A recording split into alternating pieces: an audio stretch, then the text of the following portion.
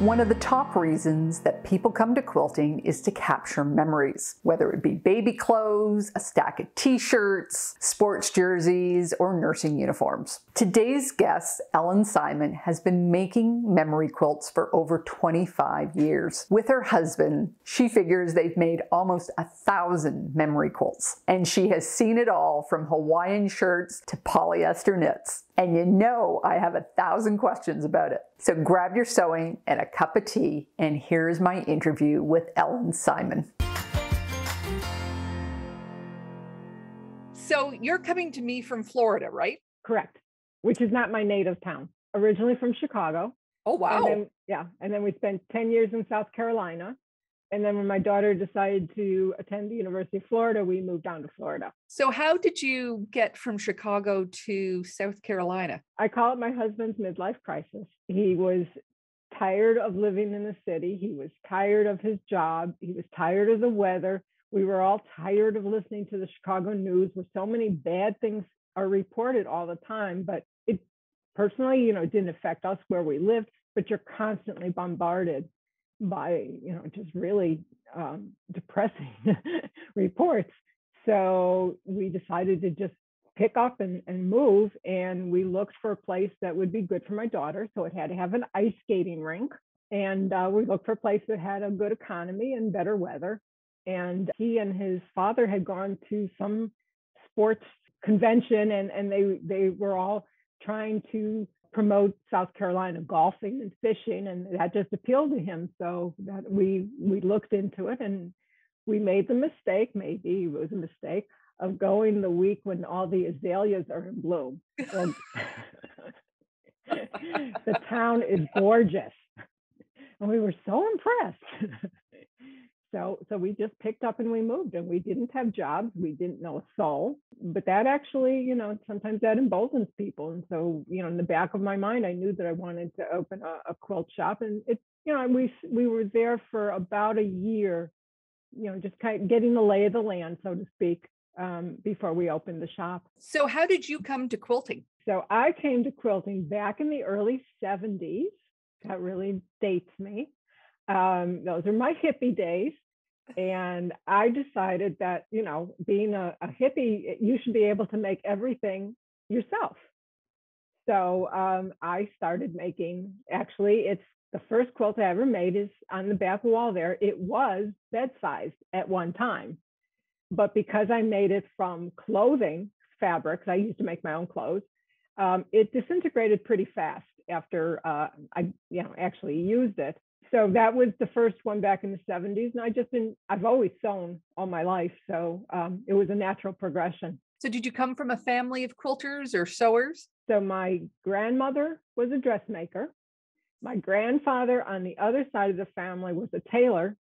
It kind of skipped a generation, and it's just all settled in me. So I'm the only one in the family that sews. It's funny. My grandmother was a big crafter, and it kind of skipped a generation, and yeah. I am the one that does it now. I have one other cousin that's kind of picking it up now, but it's just amazing how it misses a whole generation. And I'm sure it'll miss my daughter's generation. I spoke to your Florida Guild a couple of months ago, and while we were just at the end, we were talking, and you mentioned that you repaired quilts. When we opened our business in South Carolina, I always knew that I wanted to run my own business. And so when we moved to South Carolina, that was the opportunity. There was no quilt store in town. So we opened a shop, and pretty soon people came in wondering if I could repair quilts, because South Carolina was poor for so long, and people needed the quilts. I mean, they used them to keep themselves warm. They didn't have, a lot of the houses didn't have central heating. And it was just a tradition. And so then, of course, things got more modernized, but a lot of these quilts wound up in people's attics, and they meant something to them. And so people would come and they say, oh, look, can you fix this? And I basically taught myself how, because I saw it as an opportunity. Taking a quilt and cutting it and then putting a nice new border on it and putting it in a frame. Now that was very clever. Have you done that before, or that was a one of? I've gotten a lot of what I call cutter quilts. So cutter quilts are really so worn that you can't really repair them anymore, but you can save parts of them. So actually in the back corner, I have a couple little stuffed animals that I made from cutter quilts, which is something I had seen actually at a show. And so I just figured, well, when they come my way, that's what I'll do with them. And of course, mine, actually, I would call a cutter quilt also, since that was bed size. I saved I looked for one area that I could save, and that was the best. That's as much as I could save. So some people, sometimes that's all you can do. We also got into making quilts from people's clothing and ties. And one example of using things in unconventional ways, a woman came in and she wanted me to make a tie quilt for her mother, I guess it was, but then there were 3 sisters. And if the mother left it to one, then the other 2 wouldn't have anything. So I took the leftover ends of the ties and I made just small pillows for them all. So there are ways of, if you have a cutter quilt and all you can save is just a small portion, you can also make pillows. And that way it goes further. Now, did you do much work with people bringing you old quilt tops that they found in their attic? Yes. One of my favorites was the one that came in. It was all made out of polyester double knits. And it stretched, but we also had a long arm business. I figured real early in the business, that was part of my business plan. If I had a long arm machine in the shop, then people who made quilts would get them done faster and they'd buy more fabric to make the next one. So when this one came in, we said, we were kind of dubious about it, but we said, well, we would try to quilt it for them. And it was like an elastic rubber band on the long arm. And when we turned off the lights at night, I swear that thing reflected the light. Glowed. It glowed, exactly. So that was a challenge. But I mean, that it was meaningful to them. So we were going to try our best. It was kind of interesting. Some of our friends, actually, it's the same person whose block that was framed, volunteers for the museum in Indianapolis, and he sent me an article on Marie Webster. She's in the Quilters Hall of Fame. She was popular during the early 1900s, and she probably the first person to actually put together kits for sewers. So he had sent me this article on her and pictures of some of her quilts. And what was kind of neat was that over the years, we probably saw 1 or 2 of those quilt tops come in where we finished them. And so we would try to finish them as much in the style as they would have been had they been done in that time, in the right time frame, and always put muslin on the back. So if somebody found a quilt top in their attic, it would be a finished quilt top. But is there anything that you recommend? Like, should they be cleaning it? No, put it together first. Got to have it quilted first. If you try to clean it before it has been quilted, the seams could come apart. A lot of times people think that something needs cleaning, but in fact, what it is that the natural materials, either in the dyes or the fabric themselves, discolored. It's not dirty. It's a natural process, and if you try to remove it, you'll ruin the fabric. So make sure that the backing that you use, I presume, is going to be pre-washed, since more than likely it was made from clothing or pre-washed fabrics on top. Just a regular cotton batting in the middle? I would stick to cotton. One of the interesting things about repairing older quilts is when you open it up, we would often find the seeds from the cotton, because it was just carded cotton that was put in there. We've also found other quilts that had been used as the batting. I found an army blanket one time. You just never know what's inside those when you open them up. So no, I wouldn't recommend trying, adding another quilt in the middle to replicate what an antique would be like. But yeah, cotton would be great. I'm not sure if you saw my interview with Parr Gooding, but she came from a family of quilters, and she talked about her grandmother taking old socks and cutting off the bottom and just using the leg portion of the sock for the batting in the middle. That would have been a surprise if I'd come upon that one. So what is the oldest quilt that you've been able to repair? It actually wasn't brought in by a customer. It was a top that we found in North Carolina one year when we were traveling. It was probably from the late 1890s. We quilted it, we sold it to a customer.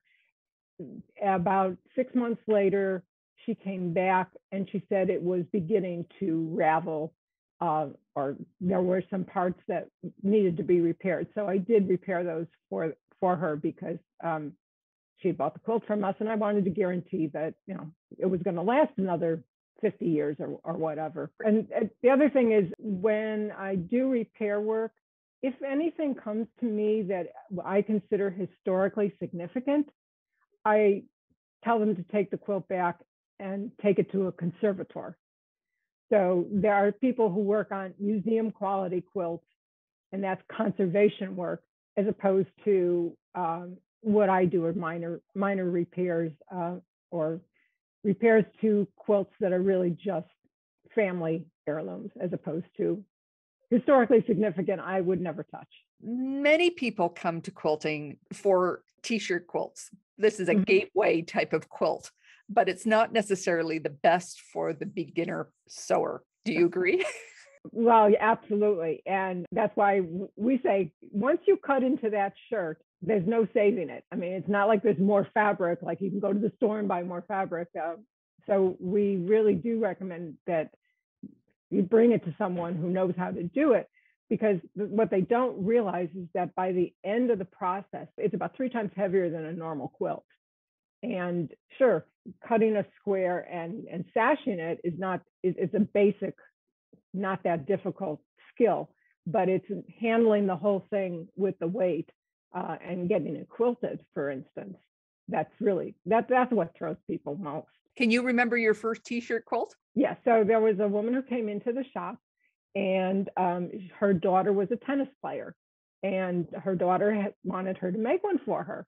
And she had this pattern, you know, instructions, but she had never made a quilt before. I mean, how many times have we heard this story, right? So she asked if I could talk her through the process. She wanted to make it, but she didn't really know that much about it. So I would open the instructions and explain what the step 1 was. She'd go home, she'd do step 1, she'd come back, we'd sit down again, and we'd say, okay, this is how you do step 2. So I talked her through the entire process. I think that might have been before we actually had our quilting machine, though, because this was really early on. And eventually, yes, she did finish it. So some neighbor or friend of the daughter's saw it and said, oh, I'd like one too. And she said, oh, no, I'm not making another one. You can take it to the shop in Columbia. So that's basically how we started. And how many do you think you've made so far? Close to 1,000. Wow. Because it's been 25 years. And the other thing I have to point out is that it's not just on me. My husband and I split the work. So when the shirts come in, when the customer comes in, he goes through the shirts with the customer, and you know which ones are the most important, which ones, if we have too many, can we set aside? Do you want both the backs, the fronts? Do you want the pockets? There are a lot of things you have to consider. And then he does all the cutting. He does the arranging. Then I come in and do all the sewing of the top. We actually had one lady who wanted the sleeve over here. It had been autographed by some rock star or something, and so we have to figure out a way of incorporating it into so I do a lot of applique, fusible applique onto another shirt that can be sewn into an unusual shape can be just appliqued onto a square, a t-shirt square, and then included in the quilt.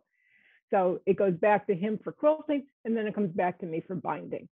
So with that kind of a team effort, we can get one done actually in 2 weeks. T-shirts come in all sorts of different thicknesses, and I'm sure you must have to deal with all the synthetic knits and heavier knits. How do you deal with that? There are a lot of stabilizers on the market, and we find that people who do them themselves will just buy whatever they recommend in Joann's, for instance. And the Pellon products, the synthetics, are very wimpy. You know, they really don't sew properly. So we have always had access through our wholesalers to a cotton woven stabilizer. It's fusible, and we bought a heat press so we don't stand there with an iron, the whole time. I mean, this was an investment for us because we do a lot of this. Yeah. So yeah, the cotton stabilizer makes it so exactly like the quilting fabric that we're going to sash it with. I keep telling people that do it, the ironing of that stabilizer is the one that's going to break you. It takes so much time and you can't wimp out on it. Like you've got to hold your iron down long enough and about 100 times to cover your section of it. It'll make you brain dead. That's why the heat press is such a wonderful thing. But you also have to be careful that there are different kinds of printing processes, and you have to be able to tell which are the inks that kind of sit on the surface and which have actually been absorbed by the fibers, because the inks that are sitting on the surface could melt. And believe me, when I've ironed a sash, I've melted a few. So I know where to be careful these days. So how do you deal with holding on to people's precious memories? Like you must be nervous that something might get damaged. Has that happened, and how have you dealt with it? Well, as I said, sometimes the inks do melt, but never so much that I've really done any permanent damage. So yeah, that's fortunate. I mean, when you talk about people's memories, we also started making quilts from people's clothing, because it started with T-shirts, and then they came in, oh, my husband was a collector of Hawaiian shirts. So then we put those in there. And then there was a young woman, it was a sad situation. She had a young son, and her husband had been killed in the Army. And she had his uniforms, plus his T-shirts, his socks, and by being careful with the use of the stabilizer and just being creative, we've been able to figure out ways of getting everything in there. We can take like 4 small items and sew those together to be the same size as a normal T-shirt would be. So you just have to get creative in order to get it all in there, and as I say, preserve their memories. You mentioned Hawaiian shirts. Do you need to stabilize that? Because that's often like a really slippery rayon or cotton. If it's a 100% cotton shirt and it doesn't stretch, I won't bother with the stabilizer. If it's a very fine cotton, I'll put the stabilizer on there, because I don't want that block to be, I want that block to be as strong as the others. Has a customer brought you a request either through the fabric or through the story that has really stood out for you, like a commission that maybe even pushed your limits of what you wanted to do? Well, we had one very good customer. Her name was Susie, and she had brought us any number of family tops that needed to be quilted. And it was funny because they were almost all of them were wool. And this was in Florida at the time. And I'm thinking, what are you going to do with all these wool quilts? But then her daughter was interested in what she was doing, but her daughter wanted something very specific for her bedroom, and she wanted something new. And we decided to make a quilt featuring palm trees. I had developed a little pattern of a table runner with maybe 3 different blocks of palm tree designs that I had made as original. If you're going to make a quilt pattern, it should be original. And so we expanded that every other block in the quilt was a different palm tree, and then a plain block actually it was a piece block, but alternating blocks. And that was a challenge. It was a lot of fun. It stretched my imagination to come up with new and different palm tree designs. I'm looking at your gallery on your website, and you seem to have a standard layout. Is that what you try to do with everyone, or do people ask for custom work? Basically, people come in and they don't know a whole lot about the process. So we show them the samples, and they're perfectly happy. Now, you might have noticed that some of the samples that we have on there have different color fabrics around each block. And that actually was a customer request. We had never thought of that ourselves. So the person came in, she said, well, I really want these, my room, it has a country type decor. And so we picked out some fabrics and we alternated them throughout the blocks. And normally we would have just done a one color sash. Part of the reason that we standardize it is that that's how we can continue to do it in a quick turnaround and at a reasonable price. When I do custom work, the price goes up. What happens when you get a favorite shirt that's stained? Do you try to clean it? Mostly they're not dirty. They've got holes in them. and because these are usually very well worn. Well loved. Eh? Loved, that's right. And when you stabilize them, they disappear. The holes disappear. Do you do some extra quilting on top of it to keep it closed? No, usually we just quilt in the ditch around each shirt and then around the design area. So if it's a logo, that's shaped like this, that'll be the quilting pattern. And we basically stay out of the ink. So do you have any tips for somebody that needs to repair a quilt and doesn't have the fabric? Sometimes you can't find a fabric that is like the fabric that has to be replaced. And so what we've done is we will find a set of a fabric in the quilt that needs to be reproduced, so to speak, lay that portion on a scanner, and they're again using something like printed treasures, scan it, print it, and you've got a reproduction of the actual fabric that was in the quilt. And the other advantage of doing it that way is when you buy new fabric, it looks new. When you're repairing a quilt, the fabric has been worn and faded. And now this reproduction that you're making by using your own scanner is the faded, worn fabric. It's going to just blend right into the quilt top. Are you printing it yourself on your inkjet, or are you sending it off to someone? We print it ourselves. So then you have an 8.5 by 11 sheet of that color fabric for cutting up and piecing into the quilt. So what do you do to the fabric that's gone through the printer to make sure it's stabilized and the color's fast? Well, the product that we use, the printed treasures, it just has to be ironed and peel the paper back off. It comes with a paper backing so it can go through your printer. And we've never had any trouble with it. Excellent. Thank you. That's a great tip. Do you have a special label you use? No, we should have. I think when we still had a physical shop in South Carolina, we put labels on it so that people would, if somebody saw their friend saw theirs, they would know to bring it back to us. But since we've been working out of our home, I guess I just didn't want my address on there or anything. Do you provide the quilt owner or the person who's commissioned you with a label so that they can put some marking on it? Very rarely people ask for labels, but we will specialize a label. We'll print them on the fabric that goes through your printer.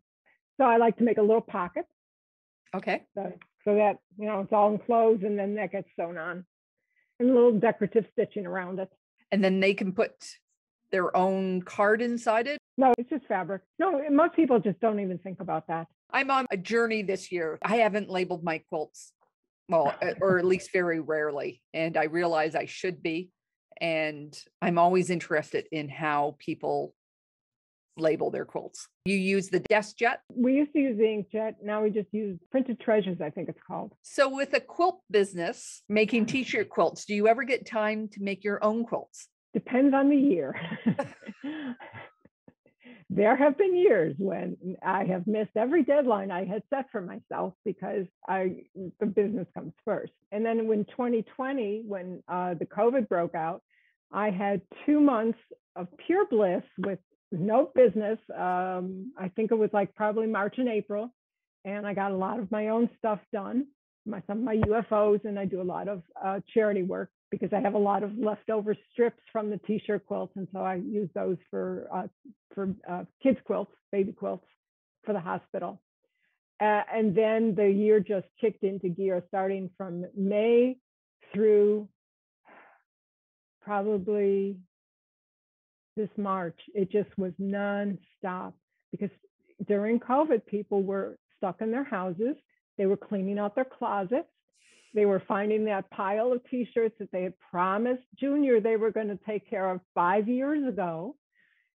And so we were just overwhelmed. But as I say, it's died down. It died down for a couple of months, and now people are getting back to sewing again, and it's steady. I do try to, these days, if it's not a charity quilt from leftovers. Most of what I produce is art quilts.